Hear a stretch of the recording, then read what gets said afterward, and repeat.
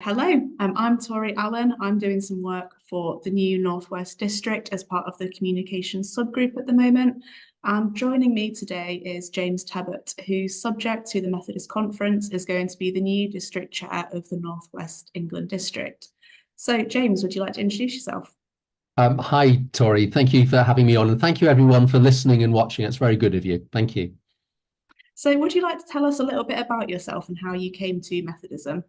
Sure. I've always been a Methodist in Methodism. My father was a minister, which meant we moved around the country. So I got to see lots of different communities and realized how everywhere is a very special place. And I learned something about the goodness of God in the chapels of Yorkshire, and then moved to North London, which was very multiracial, very multicultural in our church, in the school, and just realized the wonders of diversity and the richness of the gifts we can give to each other from our different experiences and insights. So that was really, really important. I suppose I went by stages I became a lawyer, and that's quite helpful because sometimes it's helpful to be able to analyze things and see what's more likely to be right or wrong. But above all, it's important to get things fair and just. But I also felt there was something else I was being led on to because I got a bit tired of arguing, to be honest, and realized that trying to understand each other and to reconcile is more important. And for that, we need to sort of understand what makes me tick, what makes you tick. And that's can be hard work, but really, really exciting and valuable. So I wondered about becoming a psychotherapist. But in the end, I offered for the Methodist ministry because I think for me, what was most important was the possibility of a God who's good and who loves us all, just loves each and every one of us. And I felt it was really, really important to try to stand with those in difficult places and dark places, and to want to inspire them to hold on, to know that they are loved and valued, and they're not alone, and to inspire those who are in better places to stand with those in difficult places, that we can better care for each other. And try to do something about justice, and to try to serve each other for a better, happier world. And that's what I'm really committed to. So I then came into circuit in 2001. I got pulled out and filled into gaps a couple of times. So I moved around a fair bit. So I've served in Kent and London and Sheffield and Manchester and Gloucestershire. And then I came to Cumbria because I was particularly committed to the ecumenical working here in the county where I'm serving at the moment as the Cumbria district chair. And again, it speaks to the importance of us working together. That's really, really important. So I hope that helps. Thank you. Something that I'm going to love asking you because I hate being on the receiving end of it myself is I wonder if there's like an interesting fact you could tell us that maybe not many people know about you. Uh, well, what's an interesting fact? What do I want to say or not say? What can I say? I guess. Well, I mean, I have had an interesting life. I mean, I go back into school days when I played sport alongside some future England internationals. And then I suppose as a lawyer, I met lots of very interesting people. I mean, some folk who are just struggling to make ends meet, but also, aristocrats and minor royalty and things like that. I have had some adventures along the way. I've climbed Kilimanjaro. I've been electrocuted twice, which I wouldn't recommend. And maybe the story best to tell, would just, or at least to briefly mention it, would be to say, as a lawyer, one particular interesting case was when Scotland Yard was involved, and we were dealing with some gold smuggling. But I'm afraid I can't tell you anything about it. So I'm going to leave that hanging, I'm afraid. But there you go. Thank you. There's so many follow-up questions I want to ask now.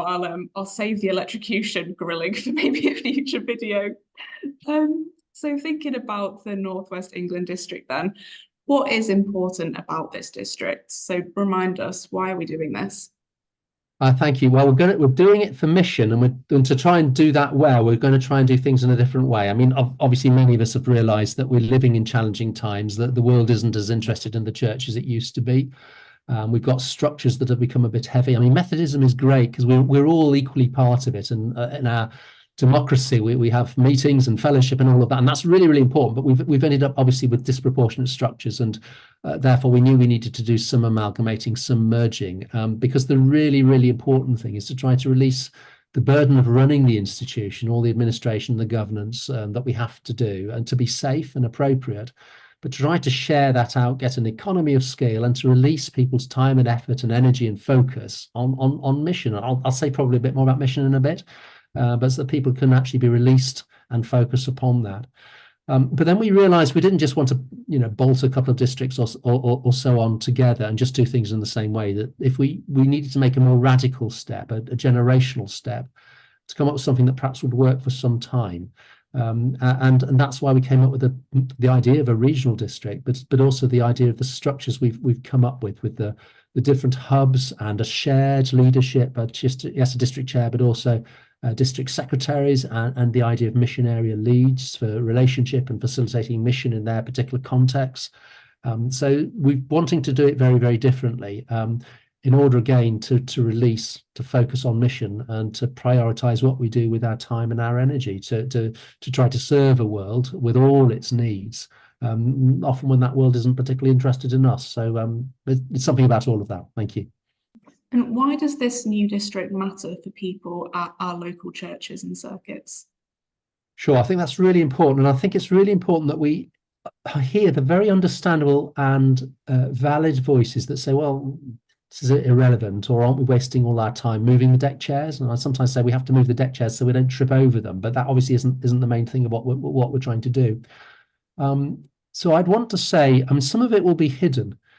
So we will be pulling less people out in order to run our 5 district structures. We'll be running 1 district structure. Yes, it'll be larger in some ways, but and I hope it'll be more empowering and allow people not just to fill jobs that need filling, but actually can to do jobs that they want to do. But it is about trying to sap out less energy and time from the local, to leave the local, better focus on the local, to caring for the people, to loving your neighbour on your patch. Secondly, I'd want to say, districts are here not to be their own empire or their own organisation. They're here to give a regional perspective on mission and then to serve the circuits. So we want to efficiently and effectively support the circuits on the things that the circuits are going to need. So they're the sort of things that give us the platform for everything else. So property, lay employment advice, making sure we are safe through safeguarding, those sort of things, encouraging us in our equality, diversity and inclusion. So trying to help the circuits be effective, run efficiently and be resourced properly in a focused way. That's, again, it's a bit background. It's coming a bit more into the foreground now, isn't it? And then what will be more in the foreground is I do think we're going to get, I'm actually hoping quietly, almost for an explosion. It may be a very steady one, but of putting people with particular enthusiasms together who are going to be able to lead and guide the rest of us and tell good stories and spark ideas. And sometimes it'll be about replicating good stuff already going on. Sometimes it'll be about people joining in stuff. Etc., etc. So I'm thinking about the folk who are committed and excited by new places for new people, and sometimes pioneering and fresh expression forms of church coming together and guiding us. I'm really excited by the fact we've got some wonderful people in our region who are so committed to social justice and actually helping to inspire the rest of us. Those who got the point and need to keep encouraging the rest of us about climate change and how we can actually encourage all of us to be much more responsive environmentally in terms of our eco churches and in other ways.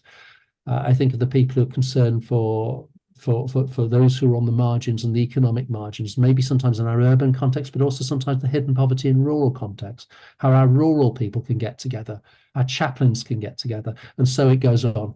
So I think actually there's a real invitation, there's a real possibility to find a new lease of life, or a lease of life for the first time in particular areas you're already engaged in, or maybe an area you want to get engaged in. And I think that will filter down and inspire us. And if we can tell good stories to each other, then actually I think we'll all be encouraged. So again, I recognise in the pew, so to speak, maybe it feels remote and not relevant or a distraction. But I really would want to say, if we can go through the bulge of reorganising a little bit, then in all sorts of ways, indirect and direct, I think it will make a difference into encouraging you and supporting you in what you're doing where you are. Yeah, thank you. That all sounds amazing. And I'm reminded as you're speaking, you mentioned mission earlier on in this conversation. I wonder if you'd like to talk a bit about what this new district means for mission at a local level. Sure. Yeah, no, thank you. It's really important. We talk about mission and it can be so easy to become a cliche or seems to be an abstract concept or something that's over there that other people do, but we don't do, I don't do. Should I feel guilty that I'm not doing it, or do I know what it really is? All those sort of things are quite natural for us, I think. And I think it is true that mission sometimes is about strategy and creating an environment in which, in the end, we're not here to serve ourselves and just prop ourselves up, but we're trying to serve the world, join in with God's mission in all sorts of ways. That's what the early Methodists were so good at doing. And again, it's this love that God has for all. So we need strategies and big themes, and new places, new people is part of all of that, even if it works its way out in particular ways. Then we need particular projects and ideas, and around our 5 districts, we've got some wonderful examples. And I hope one of the things we'll be able to do is tell our present stories to each other, even as we make new stories and shared stories together as we go forwards. So sometimes it is particular headlining, if you like, highlighting projects, initiatives in particular places. But then mission really is every day and on the ground and all of us. Let me just tell you a quick story about when I got my hair cut recently. When we're very lucky we're here in Penrith, because one of our church families run a hairdressers, and we were just chatting, and they were telling me a story about how they were cutting someone else's hair, and a family member was there, and they were just talking about their lunch club, which they faithfully run for folk who may be on their own, need a bit of company, need some food sometimes. It's a wonderful piece of social outreach, of social mission. And of course, in those contexts, you can listen and care and support people, pastoral care, and it's often the best form of evangelism. And it brings people into a sense of the goodness of wherever God is, but not least we hope in our churches, the loving, safe, caring places we hope our congregations and places of worship to be. And people get a sense of all of that. And in talking, one of the family members in this particular conversation that was being relayed to me said, "I'm really interested in that. I'd love to come and help." And that was great, because of course the struggling, as we all do, for enough volunteers for all that we want to do. This person committed and came along and began to help in the lunch club. And it just flowed out of a conversation about talking about what we already do. A few years ago, we talked about time to talk about God. It's always time. We struggle. We want to be sensitive. Many of us don't want to impose. But if you, in your contacts, if people in their contexts can just be encouraged to keep going with your coffee mornings and have more of them, or your warm spaces, or the initiatives you already have, be welcoming spaces, be people who take care of your neighbours in all sorts of ways. That's mission. Every day, it's living out, it's showing, it's sharing the love that God has for you and the love that God has for others. So I really, really don't want people to think it's abstract and over there and we should feel guilty. I want you to see what you're doing, recognize, celebrate it, do it some more, even if we also need some particular projects and great ideas, and we need some overall strategies to help again guide and deploy our resources, the gifts that we have been given, the stewardship that we've been entrusted with, to try and do that as well as we can across the whole piece, across the whole board. But bless you in what you're doing locally, and that's what I really want to say, I think. Yeah. Thank you. So you've touched on some of this already, but I wonder what you hope to achieve as the new district chair. I'm sure. I mean, it's a daunting role. I'm obviously trying to discern with others what's appropriate and right. But I really feel it will be my responsibility to ensure that we do what we say we want to do. So we're talking about wanting to work collaboratively and inclusively, not least with shared leadership. So have other colleagues, 2 district secretaries, the 4 mission area leads, and others. But actually the whole tone of the way we all work together is collaborative. So we listen to each other, we take note, we get surprised, we sift and sort and work out what's the best way of working things out together, and then we're accountable to each other, so we hold to that. I'm really wanting the new district to be ever so empowering in all sorts of ways, but of course I and others would then be wary about us left hand and right hand not really being on the same page, to mix all the metaphors. And so we need to be cohesive, and I think that's part of my responsibility, so we can be as empowered as possible, but also responsible and accountable, and have some humility, but also some confidence in all sorts of ways. So I think my role is to encourage, to ensure we're empowered, but also to ensure we're cohesive.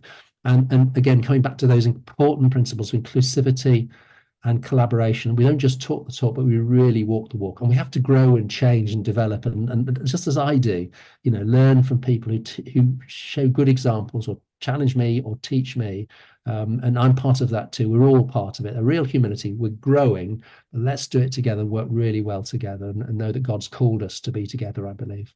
I love that idea of collaborating together, learning from each other, and empowering each other. That's really powerful. So thank you so much for that vision, James. As we draw this conversation to a close now, then, I wonder, is there one thing that you would like to say to people at circuits and churches? I mean, thank you. Thank you again, everyone, for joining and listening. I hope this has been helpful. And please think about contributing through your prayers, through just being God's people where you are. And of course, some of you may be able to help and support and get excited by contributing to your circuit if you haven't already, and to the new district in all sorts of ways. And I think I simply want to say this: I want you to be encouraged. I really want to encourage you. I want you to remember how much it is that God loves you and how much God loves your neighbor. And I want you to be encouraged to love God and love your neighbor as yourself, and to keep on doing what you're doing in your context, or pick up new things, or lay stuff down if you are weary and the time has come to let go, or for a change, or to reconfigure in some way. Don't be afraid. For the journeyings of the desert and the difficult experiences of God's people, we have the witness in the Bible of the way that God is faithful and will lead us when we can see it and when we can't see it. So I want you to be encouraged. Thank you for all that you do. Thank you for all that you've done, all you continue to do. Thank you for what you will be giving and offering and continue to do so. Bless you in that, and may you just be encouraged by the love of God for you and for your neighbour. Thank you so much for your time today, James, and I am sure we'll be seeing more of you very soon. Thank you. Thank you indeed.